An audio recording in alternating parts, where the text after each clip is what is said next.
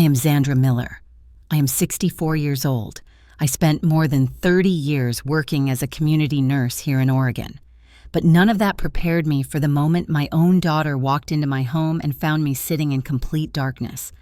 Emily stood at the doorway, frozen, staring at the kitchen where not a single real piece of food remained. The refrigerator made a hollow sound behind me, as if it were sighing along with my chest.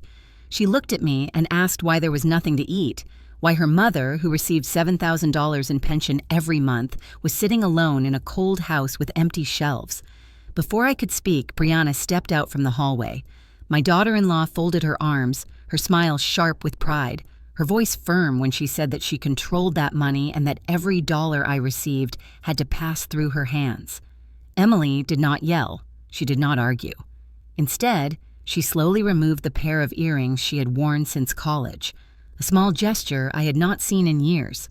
Back then, she only did that when she was about to say something that would change the entire room. And what she did next forced both Brianna and me into complete silence, as if the air itself had been pulled from our lungs. If you feel stories like this matter, please like this video, subscribe, and turn on the notification bell so you never miss a new chapter.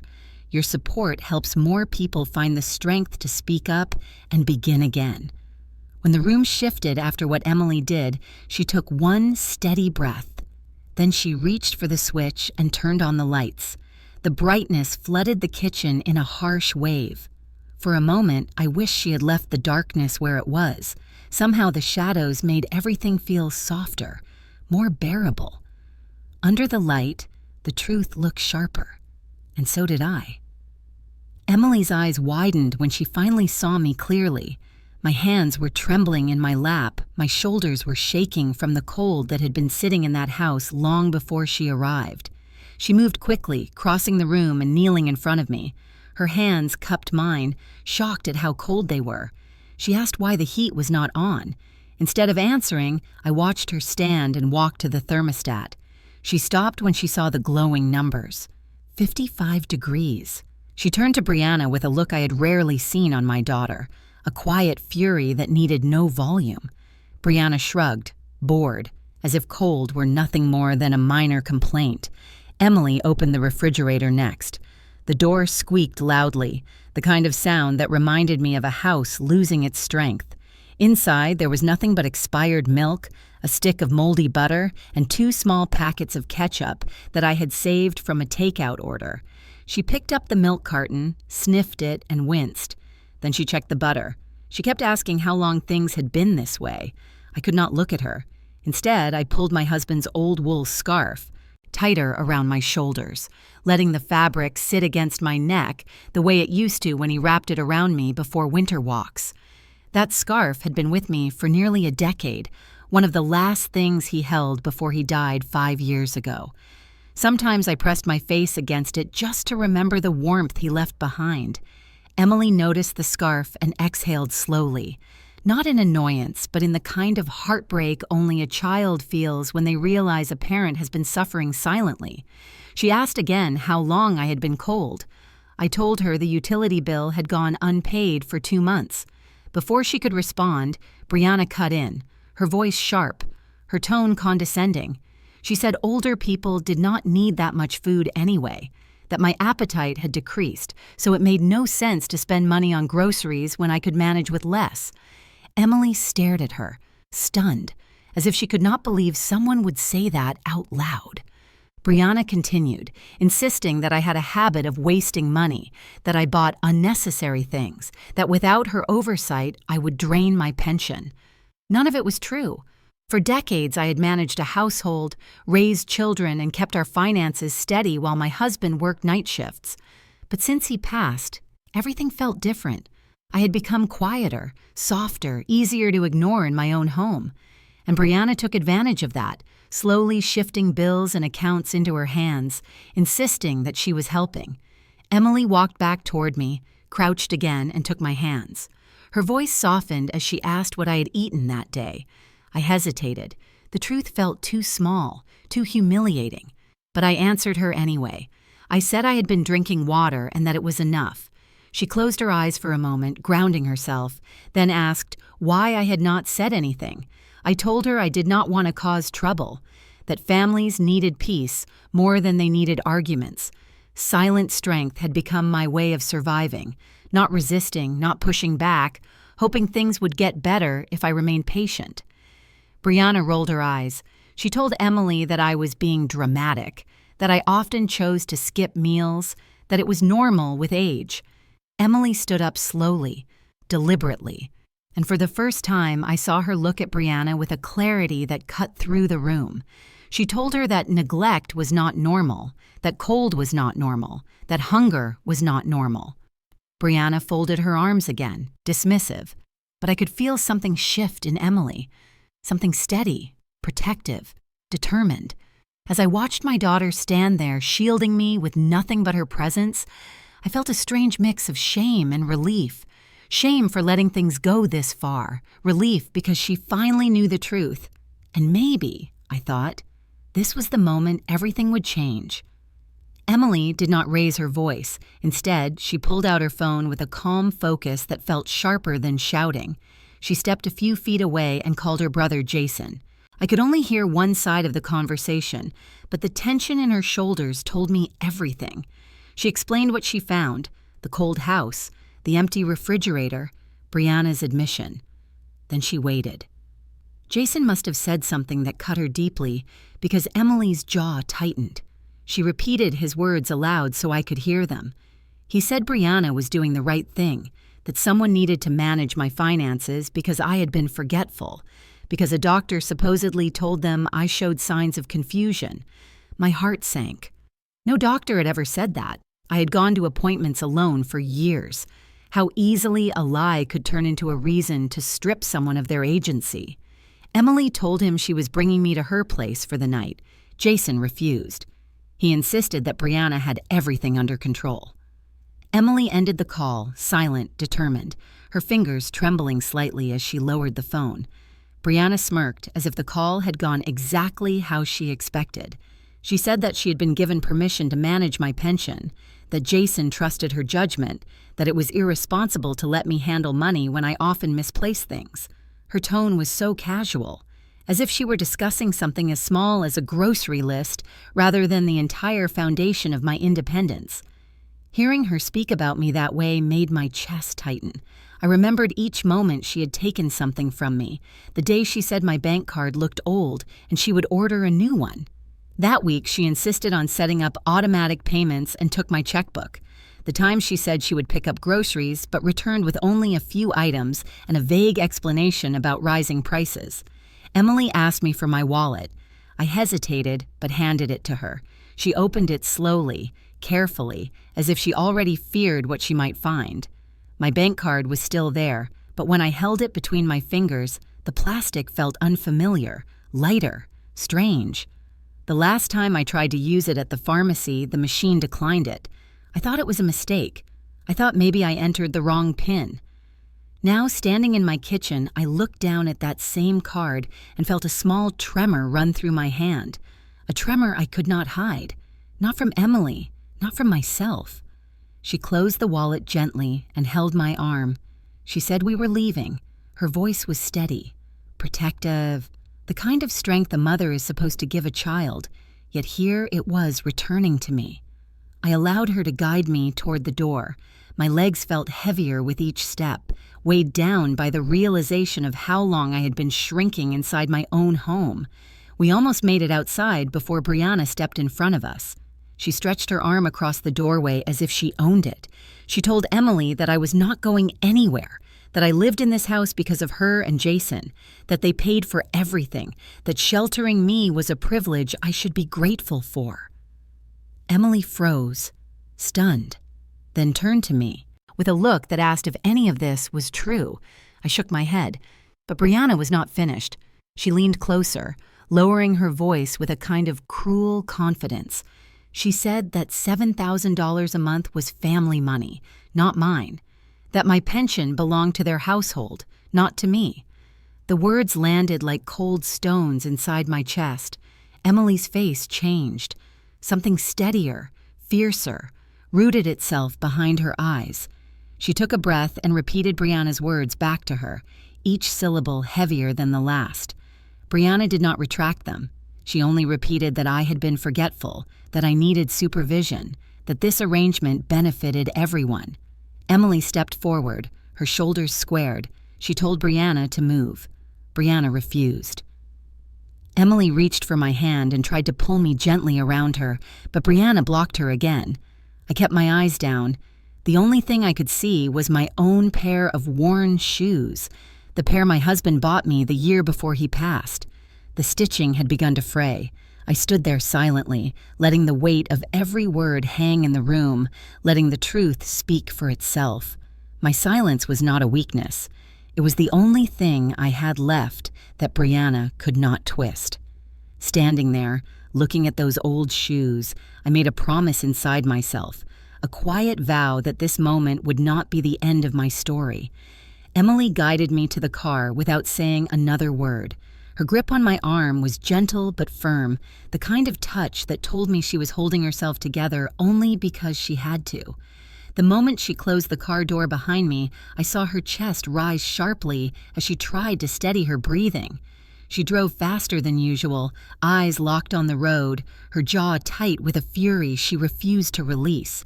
I kept my hands folded in my lap, afraid that if I said anything, even something small, she would break open in a way neither of us was prepared for.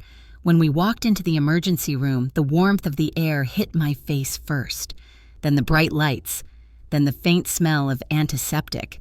A nurse at the intake desk looked up and immediately gestured us forward. Emily spoke for me with a calm urgency. She listed everything she had seen at the house, the cold, the empty fridge, the shaking in my hands.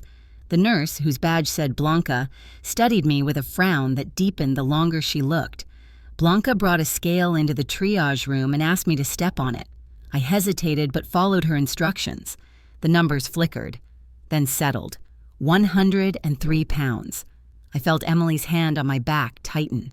Blanca wrote the number down slowly, too slowly, as if she wanted to give me time to process it. I had not weighed that little since my early 20s.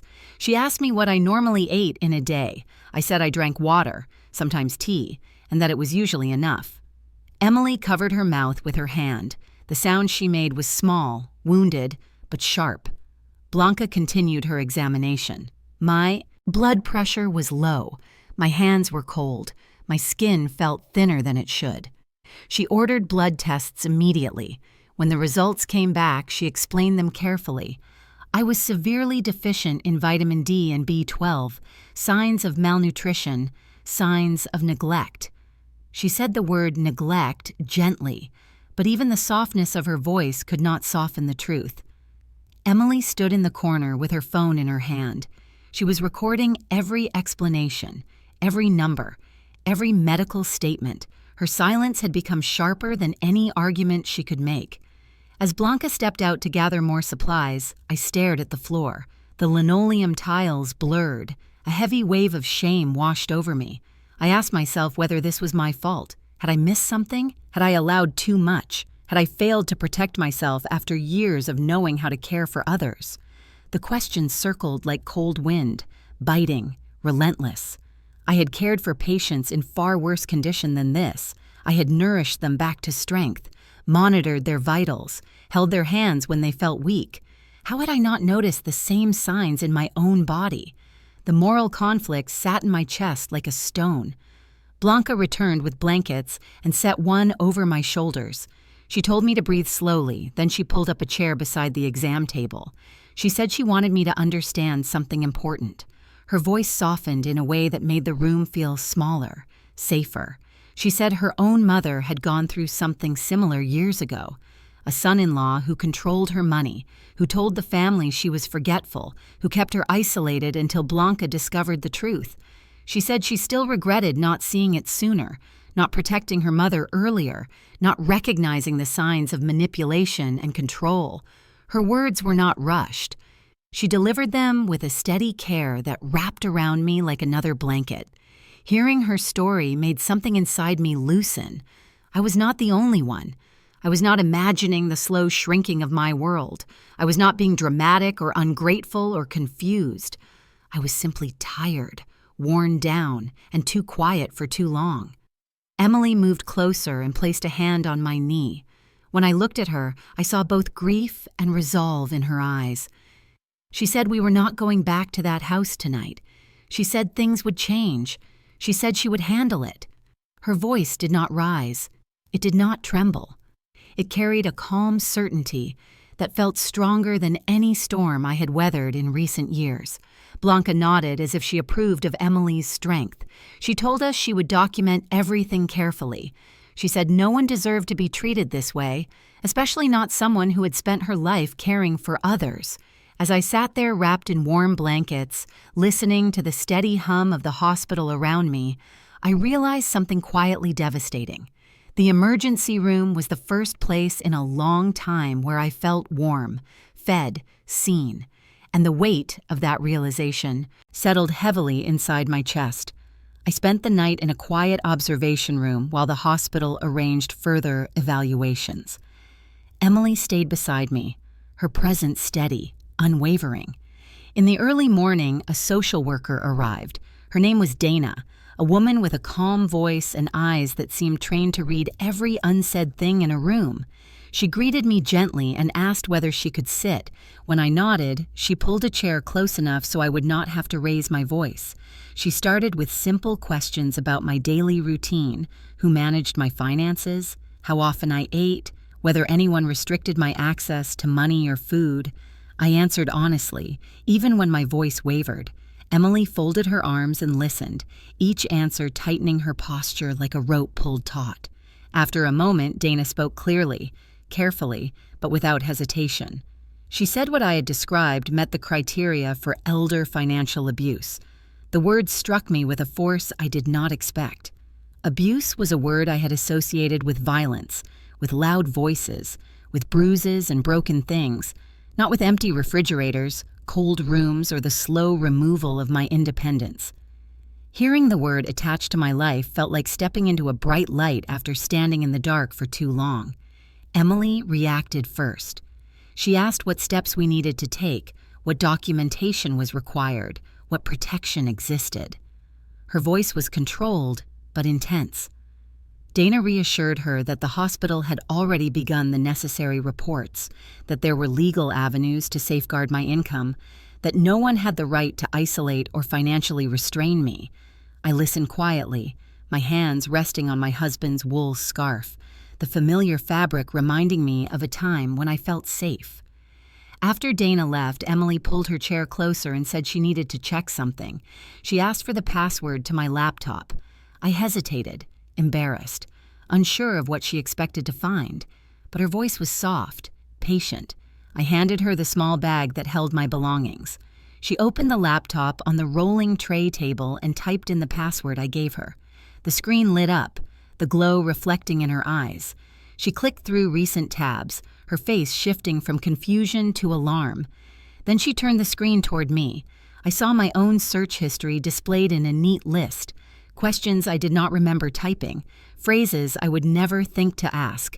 How long does an elderly woman live? Inheritance timeline. How do pensions transfer after death? Can a daughter-in-law be beneficiary? My breath caught in my throat. I shook my head slowly, the disbelief rising like a wave I could not stop. Emily whispered that these searches were all within the past 2 years. 2 years. My pulse quickened.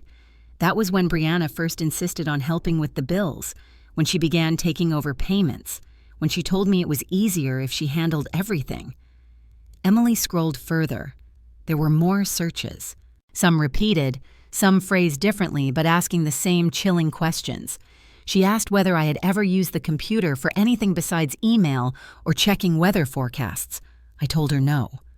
She closed the laptop gently, almost reverently, as if she needed to protect it from the weight of what it held. A realization began to form in my mind, slow at first, then sharper, more painful. Brianna had not just controlled my money, she had been calculating, planning, waiting. The truth pressed down on my chest with a heaviness I could feel in my bones. I thought about the days she encouraged me to rest, about the meals she promised to bring but never delivered, about the doctor appointments she canceled, claiming they were unnecessary. I thought about the way she spoke to me, as if I were fading, as if I were already half gone. The scarf slipped from my shoulders, landing softly on the hospital floor. The sound was barely a whisper, yet it felt like a crack splitting open inside me. My husband had wrapped that scarf around my neck the winter before he died. He told me it would keep me warm when he no longer could. Seeing it on the ground made something inside me collapse. I bent forward, hands trembling, trying to pick it up. Emily reached it first and placed it gently in my lap. She held my hand and whispered that we would fix everything.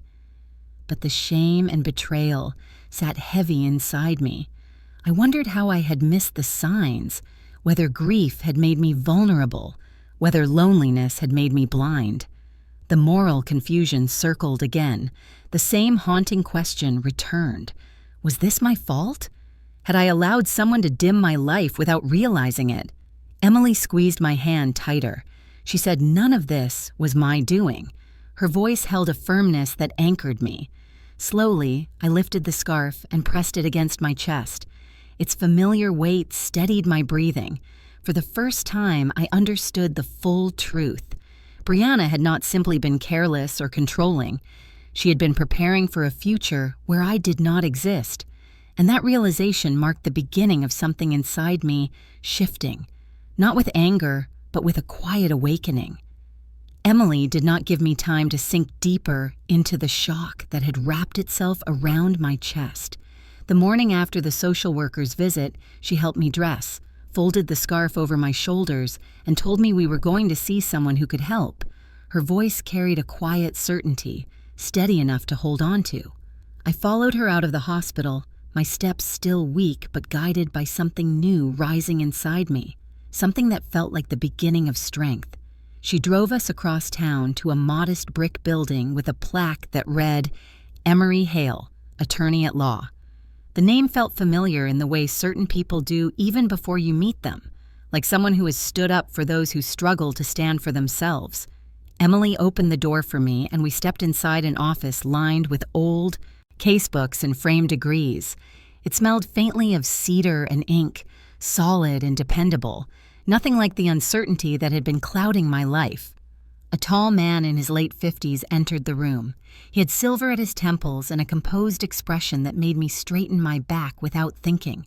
He introduced himself as Emery Hale, his voice calm and measured, the kind of tone that made even difficult truths feel navigable. He gestured for us to sit and listened carefully as Emily explained everything. She spoke slowly, outlining the cold house, the empty refrigerator, the search history, the financial control, the social worker's assessment. Hale took notes without interrupting, his pen moving steadily across the page. When she finished, he turned to me. His eyes were sharp but kind. He asked whether anyone had accused me of being forgetful or confused. I nodded.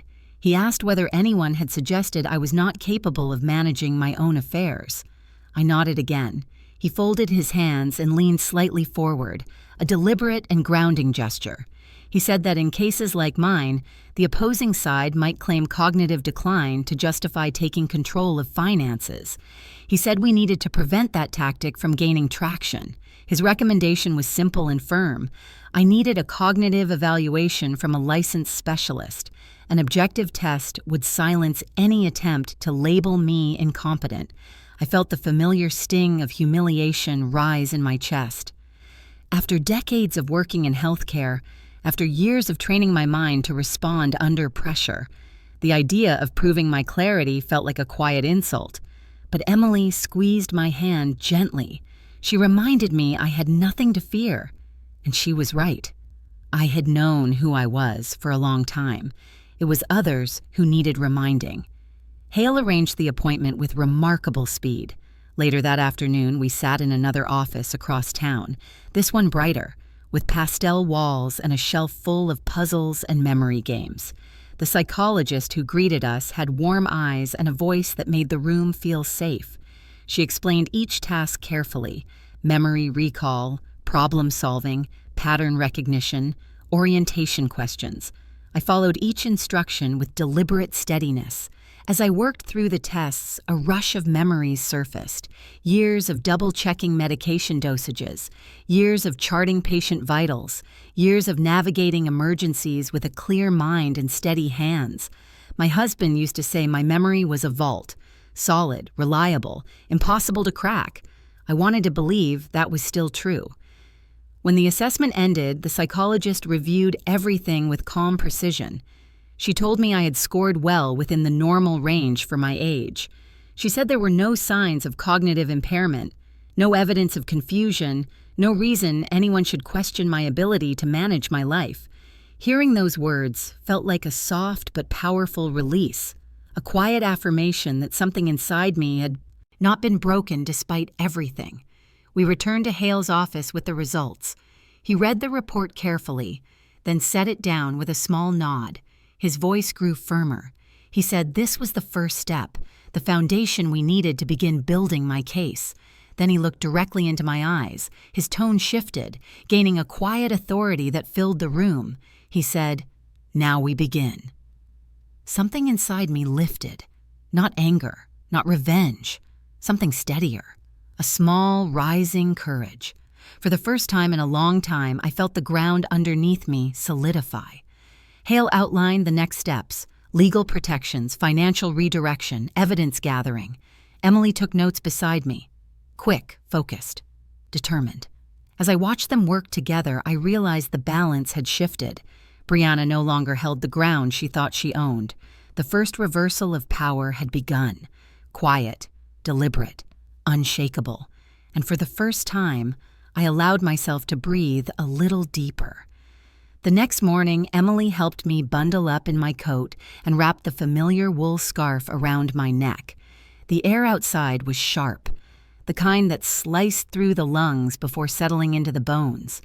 Yet something inside me felt steadier now, not warm exactly, but no longer as fragile as before. Emily opened the car door for me and said we had one more step to take before heading home. Her tone was calm, unshaken, as if she had already mapped out every inch of the path ahead. She drove us to a small neighborhood bank on the east side of town. It was a modest building with large front windows and a single potted plant near the entrance. Nothing about it looked intimidating. Even so, my heartbeat quickened as we walked inside. For years, my finances had been slowly taken from my hands, withdrawn not in one violent motion, but in small, subtle gestures that accumulated until there was almost nothing left I controlled. Setting foot in a bank now felt like entering a place where I had to introduce myself again, not just to others, but to my own sense of autonomy. A banker approached us with a polite smile. His name tag read Mr. Carter. He must have sensed the tension in my shoulders because he softened his voice and asked how he could help. Emily explained that we needed to open a new personal account, that we needed it today, and that confidentiality was important. Mr. Carter nodded and guided us to his desk in a quiet corner. As I sat down, my hands began to tremble. The tremor was small at first, barely noticeable, but then grew more pronounced as he slid a stack of forms toward me. He paused, studying the movement in my fingers, not with pity, but with a gentle respect I had not experienced in a long time. He asked if I needed a moment. I nodded. Emily placed her hand over mine until the shaking slowed. Mr. Carter explained each form carefully. He spoke to me directly, not to Emily, not around me, but to me. The dignity of that simple choice made my throat tighten. He asked how much of my monthly pension I wanted to redirect into the new account. Emily looked at me, waiting for my decision. For the first time, I realized the answer belonged solely to me. I told him I wanted a portion routed into the new account every month, enough to ensure my independence.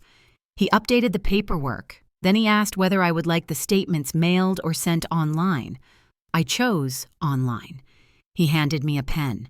My hand trembled again as I signed, the ink gliding across the page with a finality that steadied me. This account symbolized more than money. It was a reclaiming of something I had quietly surrendered without meaning to. When Mr. Carter finished setting everything up, he slid the new debit card toward me, still wrapped in its protective sleeve. I stared at it for a moment. This tiny piece of plastic represented freedom. yet it also stirred a strange ache in my chest. I whispered something I had not admitted even to myself.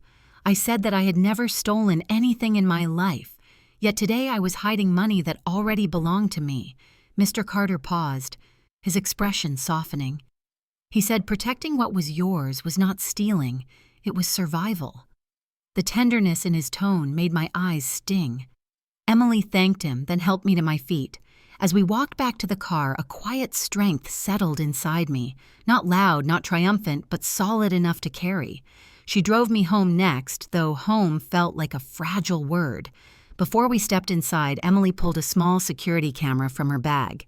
She positioned it above the front door, angling it to capture anyone who entered or left. She connected it to her phone and showed me how she could monitor it from anywhere. Her movements were calm, precise, purposeful. She said it was just a precaution, something to make sure no one tried to come or take anything without permission. Watching her secure the doorway stirred a mix of gratitude and sorrow inside me. I had once protected her from scraped knees and midnight fevers. Now she was protecting me from something far more cold. She stepped back from the door, looked at the camera's blinking light, and nodded with quiet satisfaction. As we walked inside, I realized the house felt different. Maybe not safe yet, maybe not warm, but no longer entirely controlled by someone else. The first threads of independence had begun to weave themselves back into my life. I knew the road ahead would not be simple, but I felt a small pulse of strength return to my chest, steady, deliberate, unafraid. For the first time in a long time, I felt like I was stepping towards something instead of shrinking away from it. The days that followed moved with a strange rhythm. Emily checked on me constantly. Hale called with updates, and for the first time in a long time, I felt like people were standing between me and the darkness instead of pushing me further into it. One morning, Emily told me we had an appointment with a forensic accountant hired by Hale. She said his name was Harper, that he specialized in uncovering hidden financial misuse, and that he had already begun reviewing the documents Hale obtained from the bank. We drove to a small office near the courthouse. The building was plain, but inside the space felt sharp, organized, built for clarity. Harper greeted us with a firm handshake. He was in his 40s, dressed neatly, with an air of precision that made every movement deliberate. He asked us to sit while he gathered a stack of papers, printed spreadsheets, and transaction summaries. He cleared his throat before beginning, as if preparing us for something heavy. He explained that he had traced every pension deposit, every withdrawal, every card charge, and every transfer connected to my accounts. He said he wanted to walk me through it slowly. Emily sat beside me, her hand folded over mine, grounding, steady. The first pages showed small withdrawals, then larger ones, then purchases that made no sense. Harper turned each page with quiet gravity. Weekend trips to Florida, hotel stays in Miami, expensive meals charged to my card. Then he flipped to another set of transactions, designer handbags from Coach and Michael Kors, multiple purchases, not just one, spa packages, nail appointments, hair treatments, all running into hundreds and sometimes thousands of dollars. He circled the totals at the bottom of the sheet, nearly $180,000. Money I had earned across decades of double shifts, years of holidays missed, nights spent tending to patients while my children slept. Money meant to carry me through the end of my life. Money Brianna had siphoned off as if it were hers to use. My breath grew thin in my chest. Harper paused and looked at me with quiet respect. He did not raise his voice. He did not dramatize anything. He simply stated what the numbers meant. He said that the amount, combined with the pattern of control and isolation, was enough to qualify for criminal charges. He said the phrase with gentle precision, "This is sufficient for criminal prosecution." The words hung in the room like a bell that had just been struck, ringing clearly, undeniably. I sat very still.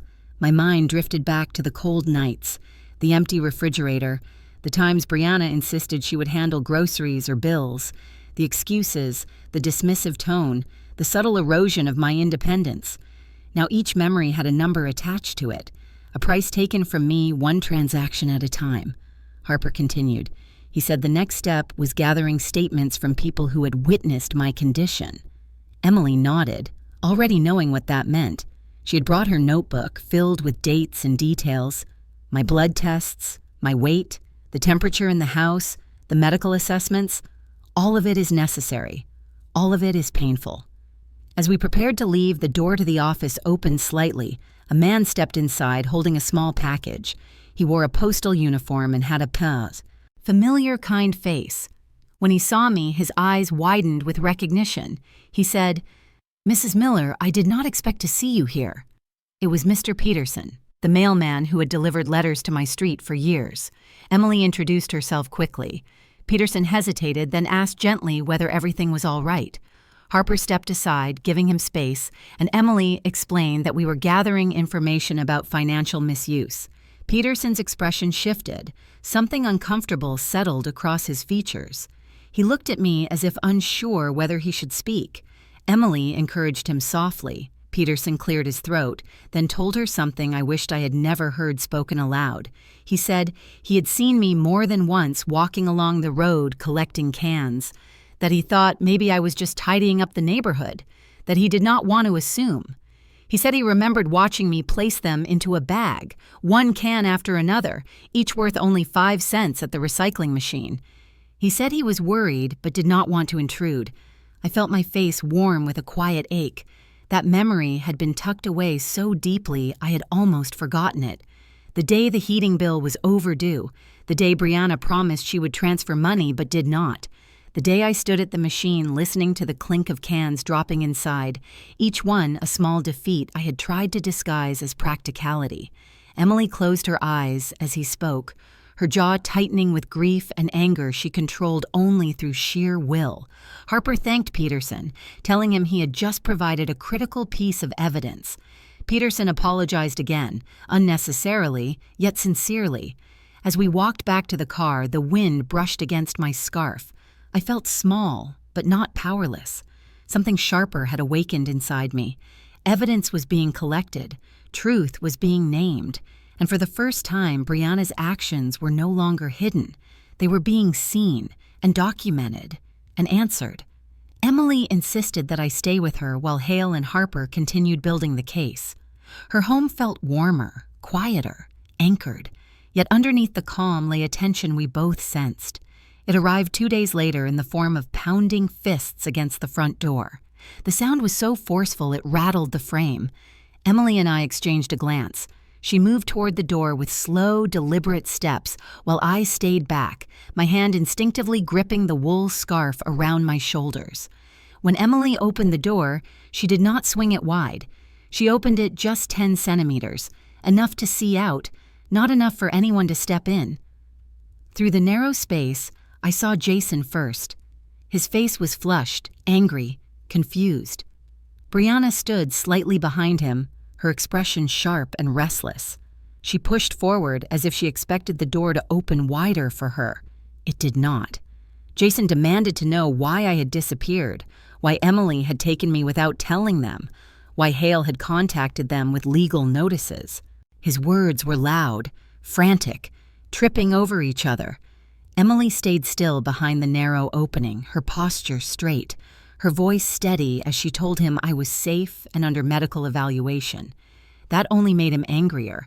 He said Emily was exaggerating, that Brianna had taken good care of me, that everything had been blown out of proportion. Then Brianna shoved her way closer to the door. Her tone was sharp, dripping with self-righteousness as she insisted that she had every right to manage my finances. She said I had been forgetful, irresponsible, and that without her oversight everything would fall apart. Hearing her lie so easily made something inside me tighten. I stood a few feet behind Emily, silent, the scarf wound tightly in my hands. Emily did not raise her voice. Instead, she reached behind the door and picked up a folder she had prepared. She slid one page through the narrow opening. It was my medical report, the record showing my weight at 103 pounds. Jason stared at it, confused, but Brianna's reaction was immediate. Her face lost color, her mouth tightened, her eyes flickered with a brief flash of fear before she masked it with indignation. Emily pushed another page through. My vitamin deficiencies, the doctor's notes, the malnutrition assessment. She asked Brianna to explain how someone receiving $7,000 a month could end up in this condition while under her care. The question hung in the air like a blade. Brianna snapped. She lunged toward the door, but Emily held it firm. Her voice rose, shrill, ugly. She shouted that I was old, that older people did not need that much food, that skipping meals was normal. Then she said the sentence that made my knees weaken. "She's old. Let her starve a little." Jason's head snapped toward her, shocked, but she did not take it back. Emily did not answer. She simply reached into her pocket and pressed a button on her phone. A small red light blinked to life. She had been recording since the moment she opened the door. The silence that followed was dense, almost suffocating. Brianna seemed to realize too late what she had admitted on record. Emily's calm expression never changed. She told them both they needed to leave. She said the authorities would handle the rest. She said there was nothing left to discuss. Jason looked between the two of us, torn between disbelief and dawning understanding. But Brianna stepped forward again, trying to wedge her hand through the gap. Emily pushed the door just slightly forward, forcing her to pull back. I stood there quietly, the scarf clutched in my hands. I felt the weight of everything that had happened resting on my chest. I could have spoken. I could have defended myself. But I chose silence, not as surrender, but as strength. My stillness was deliberate. It was a refusal to give them anything more than what they had already taken. Emily understood. She did not ask me to speak. She simply stood in front of me, her presence a shield. Jason's voice softened. He asked whether he could at least see me. Emily turned slightly so he could catch a glimpse of me over her shoulder. Our eyes met. His expression fell, confused, saddened, not yet understanding the depth of what had been happening. But before he could say anything else, Emily closed the door, slowly, firmly, with a finality that echoed through the hallway. Inside the quiet, I felt the tremor in my hands return. Emily placed her hand gently over mine. She said we had what we needed. She said the truth was beginning to stand on its own. I nodded. My voice was still gone, but my resolve was stronger than ever. For the first time, Brianna's power cracked. And this time, she knew it. Hale moved quickly after the confrontation on Emily's porch. Within a few days, he drafted and sent 3 formal letters. One went directly to Brianna and Jason, outlining the financial findings, the medical evidence, and the legal claims being prepared. Another went to the bank, demanding copies of every document and confirmation of every transfer under Brianna's control. The third went to Brianna's employer. Each letter was measured and precise. There was no anger in the wording, only facts laid out in careful order, like pieces of a puzzle finally locked into place. I did not see those letters go out, but Emily described them to me in the quiet of her kitchen. She read sections aloud, her voice steady, her eyes sharp. The language was firm, references to elder financial abuse, references to malnutrition, references to misappropriated funds. It felt strange hearing my life summarized in legal terms, yet at the same time there was a kind of relief in seeing the chaos of my experience translated into something structured and undeniable. The first real ripple came from Brianna's workplace. She worked at a mid-sized marketing firm, always proud of the image she presented, always eager to talk about promotions and client dinners. One afternoon, while Emily and I were drinking tea, Jason called. I could hear his voice through the speaker. He said Brianna had been called into a meeting with Human Resources and their legal department. Hale's letter had arrived. They had listened to the recording Emily captured at the door. They had reviewed the outline of financial concerns. By the end of the meeting, Brianna was placed on suspension pending investigation. Jason sounded stunned. For the first time, there was uncertainty in his tone instead of automatic defense. He kept repeating that the company was overreacting, that they did not understand the full story.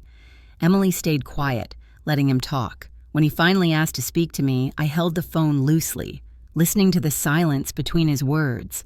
I told him I was safe, and that everything was in the hands of professionals now. I did not accuse, I did not plead, I simply spoke the truth in a calm, even voice. Over the following weeks, the circle around Brianna began to change. Friends who used to fill her social media with comments and invitations started to grow quiet. Some had received copies of the legal filings. Others had heard whispers at work or in the neighborhood. One by one, their messages slowed, then stopped.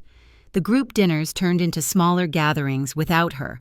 The women she once bragged about impressing could not ignore the picture forming in front of them. It was not a dramatic exile. It was something slower and almost colder, a steady stepping back. Jason tried to resist the shift at first.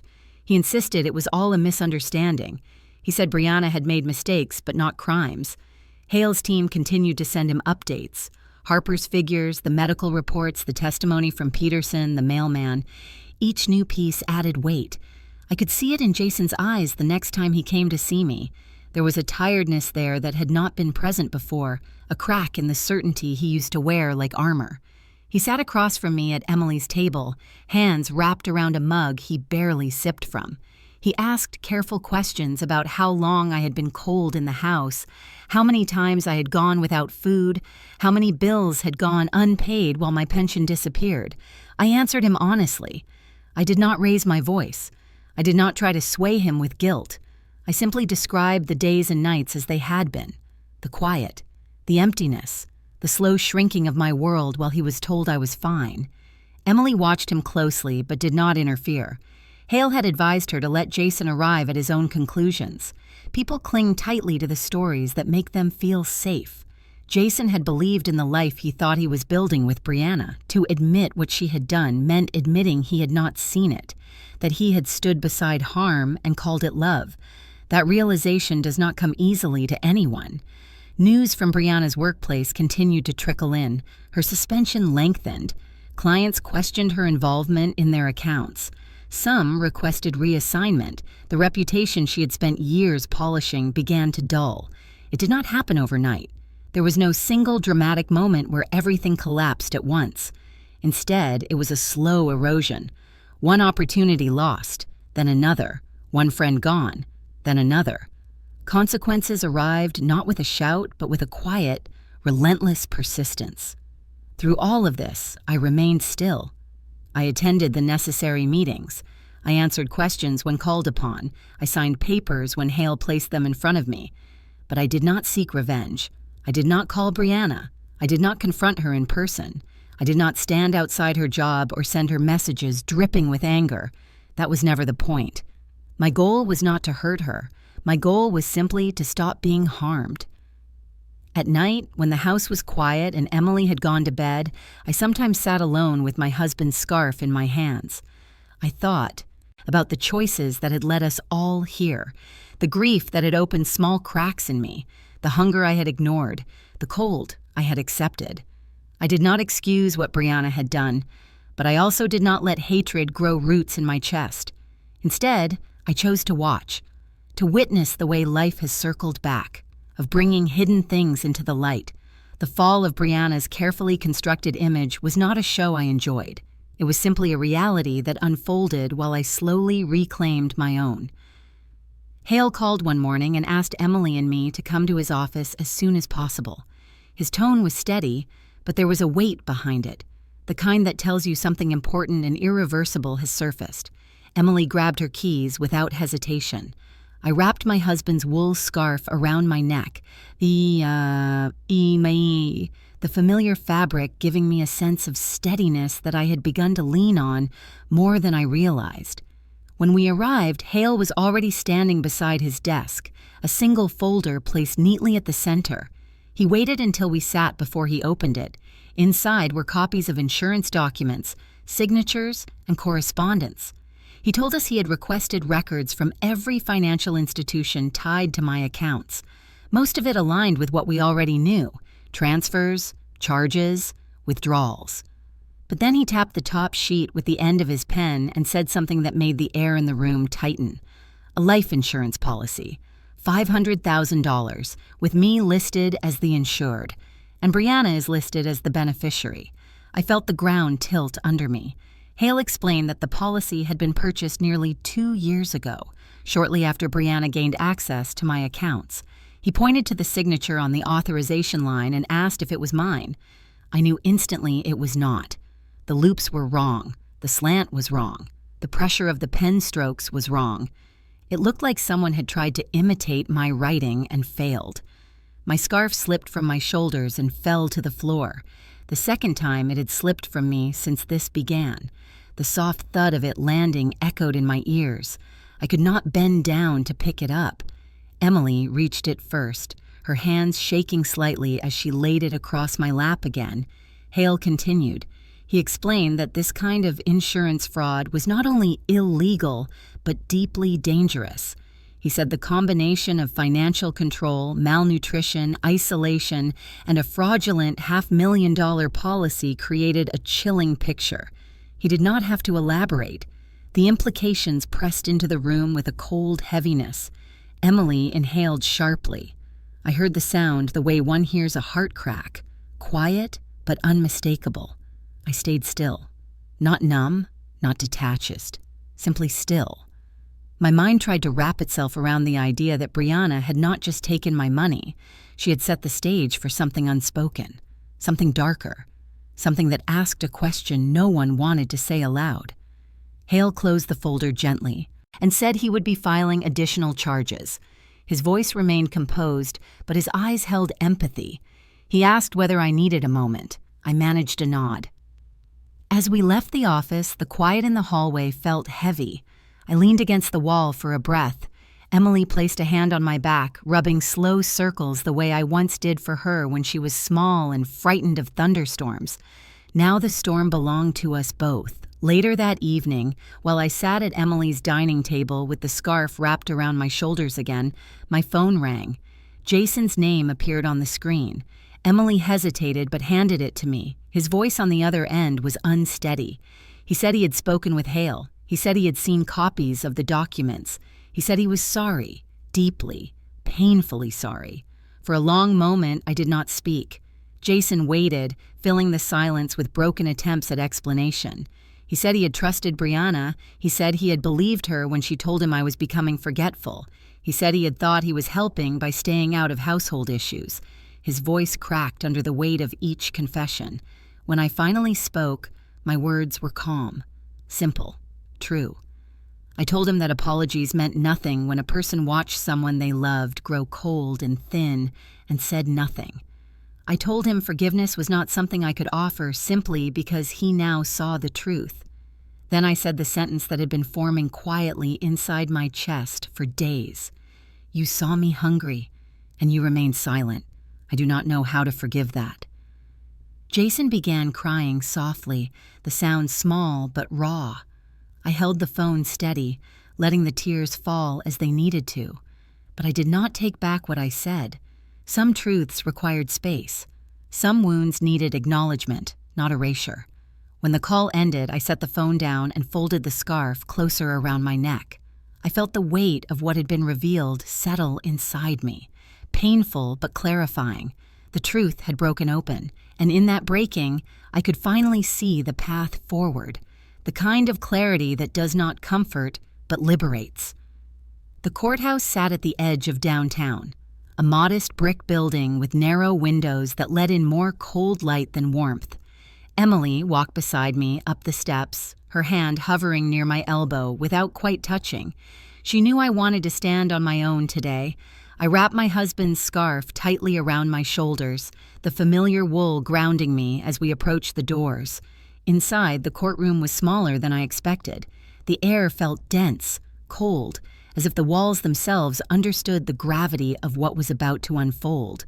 Hale greeted us with a quiet nod. His presence steadied me in a way nothing else could have.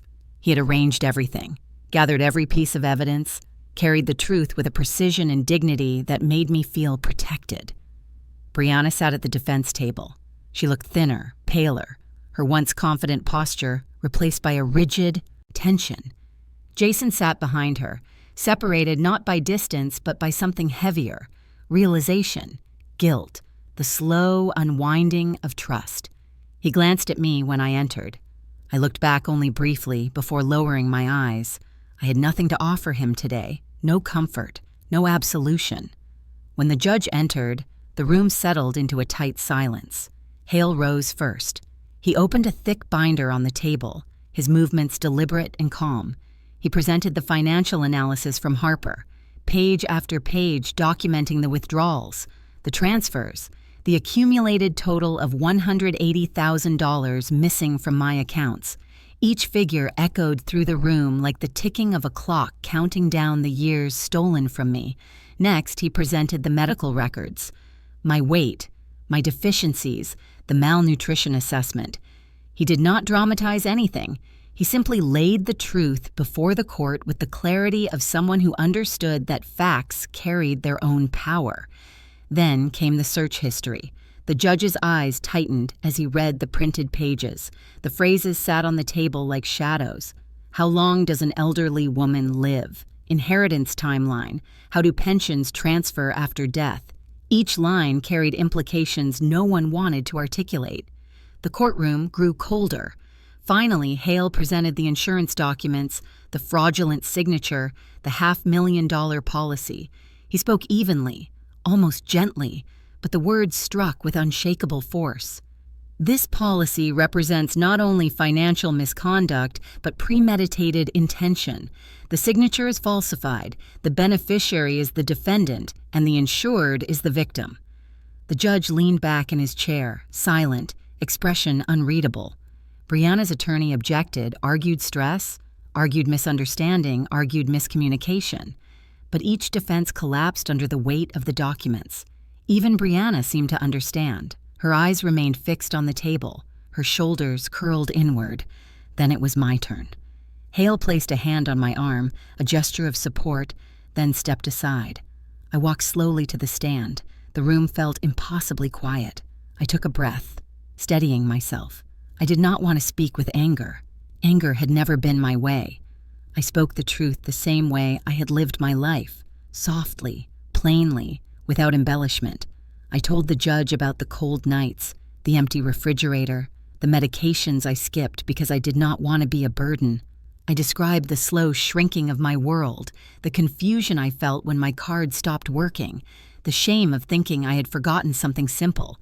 I explained how I tried to rationalize hunger, how I convinced myself that drinking water was enough. My voice shook only once. When I recalled the day I picked up cans from the roadside, I kept my eyes on my hands as I spoke, the scarf tucked around me like a memory of safety. When I finished, the courtroom stayed silent for a long moment.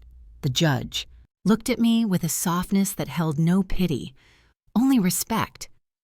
He turned next to Brianna. She did not raise her head. Her hands trembled on the table. For a moment, she looked like someone confronting the truth for the first time.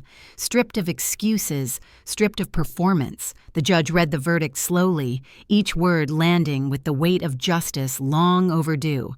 4 years in state prison, $400,000 in restitution. The room felt frozen. Jason lowered his head into his hands. Brianna let out a sound between a gasp and a sob, but she did not deny the ruling. She simply folded inward, as if the truth had finally caught up with her in a way she could no longer outrun. I did not feel triumph. Only a quiet release, a loosening of something that had been wrapped tightly around my chest for far too long. Justice did not feel loud. It felt still, solemn, necessary. When we walked out of the courtroom into the pale afternoon light, I stood on the steps for a moment. Emily slipped her arm around mine. Hale nodded his farewell, and I breathed in a long, steady breath. Justice had been spoken, and for the first time, I felt the cold begin to lift. After the trial, Emily drove us home in silence. Not an uncomfortable silence, but the kind that follows a storm finally passing. The world feels washed out, tender, fragile, waiting for whatever comes next. When we reached her house, she carried my bag inside and set it in the bedroom she had prepared for me weeks before, the one with soft blankets and sunlight that lingered on the walls even during winter days. I moved in permanently a few days later. There was no ceremony around it, no moment of announcement. It simply felt natural. Emily cleared out a drawer for my scarves and folded my sweaters with a care that made my throat tighten. She placed a small plant by the window and said it might grow better if it had company. I smiled, not because of the plant, but because she said it as though we were both beginning to bloom again at our own pace. Those first weeks were a slow rebuilding. My body, thinner than it should have been, needed time, nourishment, rest. Emily planned meals that were simple yet steadying: soups with warm broth, eggs in the morning, hot tea before bed. She monitored my weight gently, never commenting directly but leaving small notes on the fridge celebrating each pound gained. Progress, one note read. Strength, another. I taped them in a small notebook, wanting to remember each step back into myself. Little by little, my strength returned. My cheeks grew fuller, my steps steadier. I began waking earlier, drawn to the soft morning light that spilled across Emily's kitchen. Sometimes she would join me. Sometimes she let me sit alone with my scarf around my shoulders, breathing in the quiet of a life no longer ruled by fear or scarcity. One morning, Emily handed me her phone with an email open. It was from the local senior center. They had learned about my case from a community liaison who worked with Hale. They asked whether I might consider speaking at one of their monthly gatherings, not to talk about legal matters, but about resilience, about reclaiming agency, about surviving quiet suffering and finding a voice again. The invitation felt heavy, not in burden, but in possibility. I told Emily I would think about it. For days, the idea lingered in my thoughts. I had spent most of my life speaking softly, tending to others, rarely stepping into any spotlight. The thought of standing before a room of people made my hands tremble, but the thought of remaining silent, now that the truth had unfolded, felt like stepping backward into a shadow I no longer belonged to. So I agreed. On the day of the gathering, Emily drove me.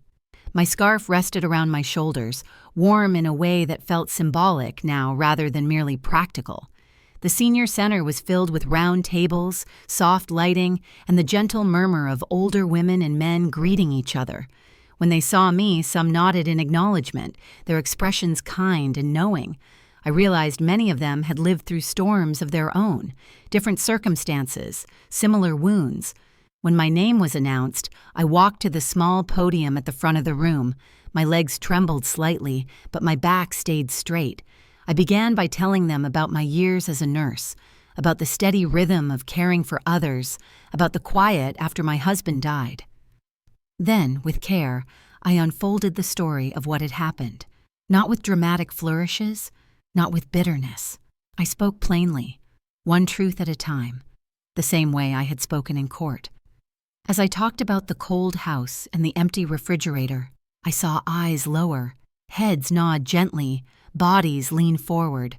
When I described the moment in the emergency room when Nurse Blanca placed a blanket over my shoulders, several people wiped their eyes. When I told them about the insurance policy, the room tightened, not from shock, but from recognition of how vulnerable the lonely can become. And when I spoke about rising again, about reclaiming my life through the help of Emily, Hale, and others who stood with me, a warmth spread across the room. Not applause, not cheers, something quieter and deeper. Connection. At the end, I offered them the sentence that had unfolded inside me through all these months of unraveling and rebuilding. The line that felt like the truth of my journey. Silence is not weakness. It is a step back that allowed me to move forward with greater strength. When I said it, the room fell still. A few people nodded slowly, as if the words settled gently over a wound they carried themselves. Afterward, several attendees approached me. One woman with silver hair told me she had been hiding her bank statements from her own daughter for months. Another man said he had been skipping meals so his grandson would not see the fridge growing emptier. A quiet line formed, each person offering a fragment of a story they had never shared. I listened to each one, holding their words with care. It felt as if the room was not just hearing my story, but finally allowing themselves to speak their own. That evening, the Senior Center posted a recording of my talk online. Emily showed me the video as it began to spread across social media. Comments from older adults poured in, messages of gratitude, confessions of long-kept fears, quiet acknowledgments that they too had lived through moments of being unheard or unseen. My heart ached and swelled at once. For the first time in years, I felt not just safe, but useful. One message stood out. It read, "Your voice helped me remember mine." I held the phone tightly, letting the words settle in my chest. I had risen, not loudly, not through vengeance or anger, but through truth, through healing, through a quiet reclaiming of who I had always been. And in that rising, others began to rise with me. Life after the trial settled into a quieter rhythm. The noise that had filled my days for months, the steady hum of legal meetings and medical appointments, finally softened. Emily returned to her regular work schedule, though she still checked on me with the quiet vigilance only a daughter carries. I spent my mornings tending to the small plant she placed by the window, the leaves growing a little more each week, mirroring the slow healing happening inside me. One afternoon, a knock sounded at the door. Not frantic like before, not forceful. A timid, almost hesitant tapping. Emily opened it, and I heard a familiar voice ask if he could speak to me. She stepped aside, and Jason walked in. His eyes looked tired. Not the exhaustion of sleepless nights, but the kind that comes from confronting truths that dismantle the world you thought you understood. He stopped a few feet away from me. For a long moment, he said nothing. Then the words came slowly, shaped by regret rather than pride. He apologized. Once, then again, as if repetition could stitch together all the moments he had failed to see. He said he wished he had paid attention, that he wished he had listened to the small signs instead of the loud excuses Brianna had offered. His voice trembled when he admitted he had believed the convenience of a lie rather than the discomfort of the truth. I listened carefully, not with anger, not with bitterness, just with the calm that comes from finally understanding where your boundaries begin. When he finished, he lowered his head and asked if I could forgive him. My answer rose with a clarity that surprised even me. I told him forgiveness was not something I could offer simply because he wanted it. I told him trust was not a switch to be flipped back on. Then I spoke the words that had been living quietly inside me since the day he called with excuses instead of concern. You saw me hungry, and you stayed silent. I do not know how to forgive that kind of silence. He closed his eyes, as if the sentence struck something deep within him. I reached out and touched his arm gently, not as forgiveness, but as acknowledgement. I told him I did not hate him, that hate had no place in the life I was rebuilding. Then I added, I will keep the door open, but you will need to walk your own path before stepping through it again. He nodded, a small broken gesture, then left the house quietly. I watched him go, not with sorrow, but with a strange sense of acceptance. Some relationships heal in time. Some simply settle into a new shape. I was no longer trying to force either outcome. A few weeks later, Hale sat with me and Emily to finalize the trust he had recommended. He explained every detail carefully, making sure I understood exactly how my assets would be protected, how my pension would be divided, how I could make choices without fear of interference. When all the documents were signed, he handed Emily a folder and told me I now had the security I deserved. With the trust in place, Emily and I began searching for small houses in quiet neighborhoods. I wanted something modest, something peaceful, a place where the walls held no memory of hunger or cold. After a month of visits, we found one. A small single-story home with pale blue shutters and a front porch that faced a cluster of tall cedar trees. The moment I stepped onto the porch, I felt an unexpected warmth settle inside my chest. I knew this was where I wanted my next chapter to begin. We completed the purchase, and the keys were placed in my hand on a mild spring afternoon. Emily hugged me, her smile soft but proud. I walked up the steps alone, each step steady, certain. When I reached the top, I wrapped my husband's scarf around my neck. The breeze lifted the ends of the wool gently, the same way he used to tug playfully at it during winter walks. I stood there for a long moment, letting the quiet surround me.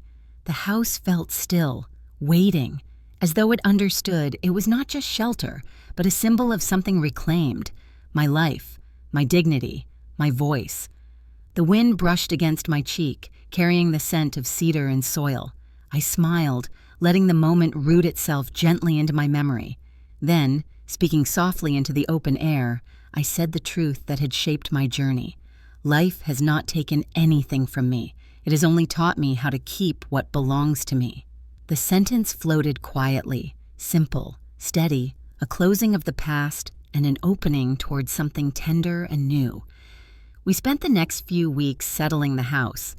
Emily helped me paint the living room a warm cream color. I planted herbs in small pots on the porch. I hung a framed photograph of my husband near the door, not as a reminder of loss, but as a symbol of continuity. The scarf found its own place, too, draped over the back of a wooden chair by the window, soaking in the sunlight. One evening, Emily showed me that the video of my speech at the senior center had reached more people than we ever imagined. Thousands of views, dozens of comments from older adults around the country, messages thanking me for speaking about things they had tucked away. Some said they had finally told their families what they had been enduring.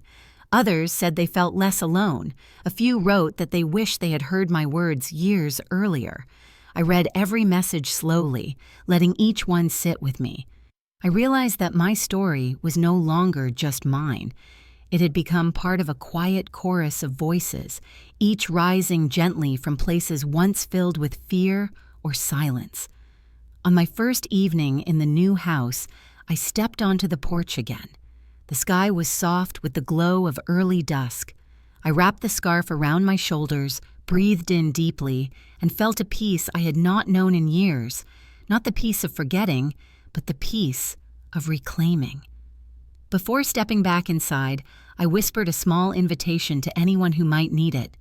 If you have ever witnessed the silence of your mother, share her story, and tell me what you think. Did I choose the right path? The door closed behind me with a quiet click, the beginning of a life finally lived on my own terms.